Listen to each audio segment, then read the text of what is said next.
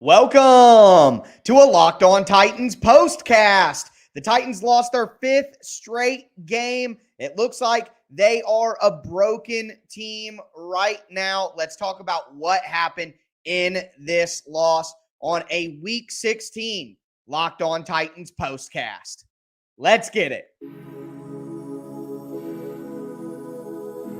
You are Locked On Titans, your daily Tennessee Titans podcast. Part of the Locked On Podcast Network, your team every day.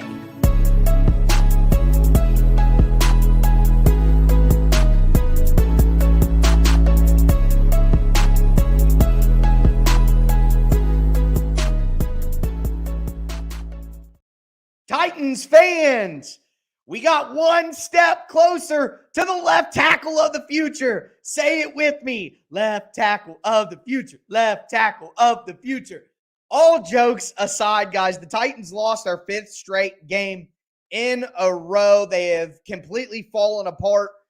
They're a broken football team. I would venture to say the Tennessee Titans are the worst football team in the entire NFL right now.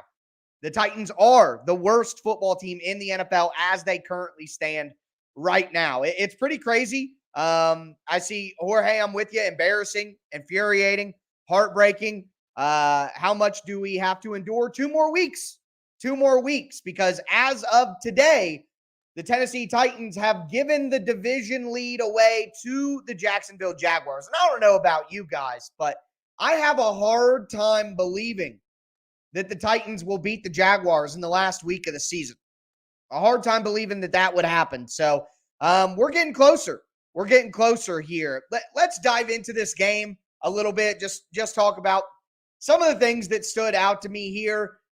Before we do, want to thank you guys again for making the Locked On Titans podcast your first to listen every day, Monday through Friday. Tennessee Titans content for free all year round, and it's going to be a crazy off season. So I'm going to have Monday through Friday content for you for free on Locked On Titans throughout the entire off season. Make sure you subscribe on whatever platform you do stream. But yeah, number one, the reality of the situation here is the Titans have maybe the worst offensive coordinator in the NFL. You add that to the worst offensive line in the NFL.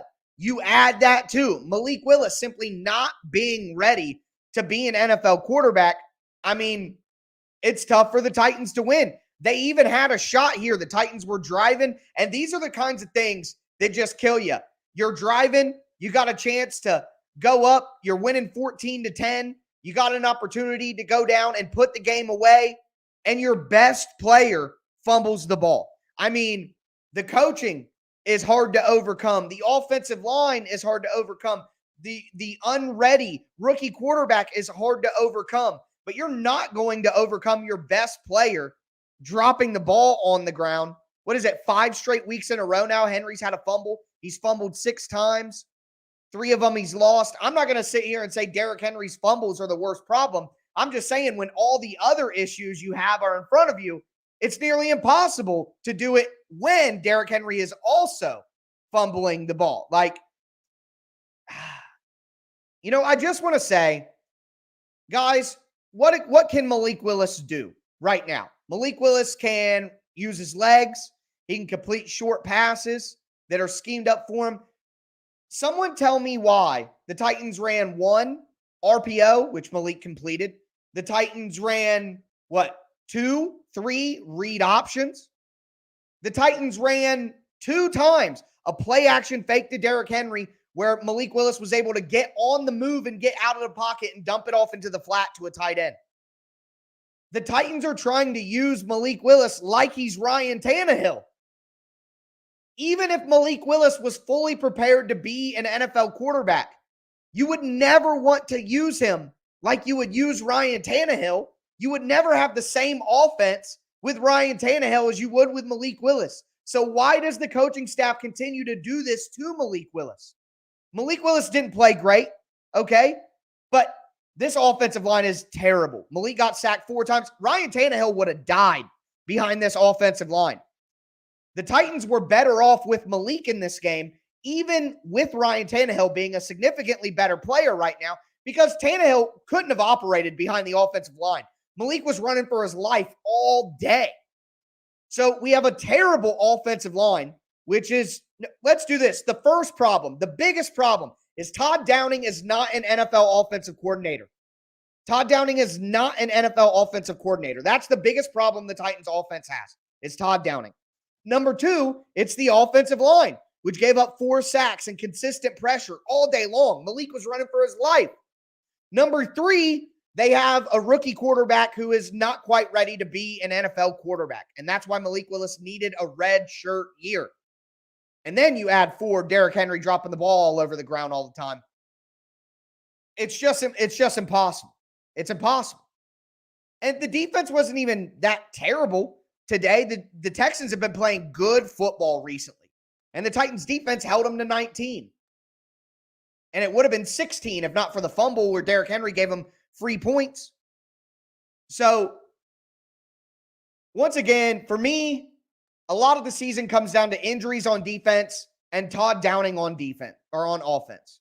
And it's just too much to overcome. But I'm going to give out my game ball, and we're going to talk about a Titans rookie who had a pretty good day. Dr. Gibby, Jack Gibbons at linebacker, probably one of the biggest bright spots out of this performance. So we're going to talk a little bit of positivity here in just a moment. Before we do want to get a little serious with you guys for a moment. Did you know that driving high is considered driving under the influence? That's right. Driving under the influence of marijuana is against the law in every state, even in states where marijuana is legal. That means driving high could get you a DUI. And if you think law enforcement officers can't tell when you're driving high, you're wrong. Your friends can tell, your coworkers can tell, even your parents can tell. Everyone can tell. So what makes you think that law enforcement officers don't know when you're driving high? Driving under the influence of marijuana can slow your response time and change how you perceive time and speed. So even if you think you're fine to drive when you're high, you're not, because the bottom line is if you feel different, you drive different, and driving high is driving under the influence. So remember, drive high, get a DUI, paid for by NHTSA. Also want to tell you guys that today's show is brought to you by BetOnline.net. BetOnline is your number one source for sports betting info, stats, news, and analysis. Get the latest odds and trends for every professional and amateur league out there, from pro football to college bowl season to basketball. They've got it all at betonline.net, the fastest and easiest way to get your betting information. Head to the website or use your mobile device to learn more today. BetOnline, where the game starts.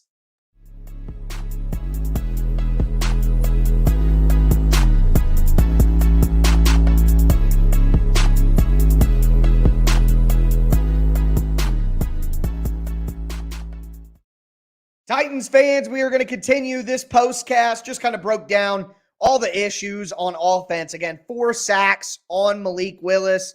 Tough out there. Did an okay job in run blocking. You got to give him credit there. The Titans ran for 184 yards. Unfortunately, they needed a little bit more. I thought that Derrick Henry had a good chance to run for 150 yards. The Titans needed to go over 200 rushing yards as a team. If they would have done that, they probably would have been in position to win the game at some point. So, unfortunate there, but I did want to at least take a moment. Look, guys, I know this sucks, but I think it's actually for the best.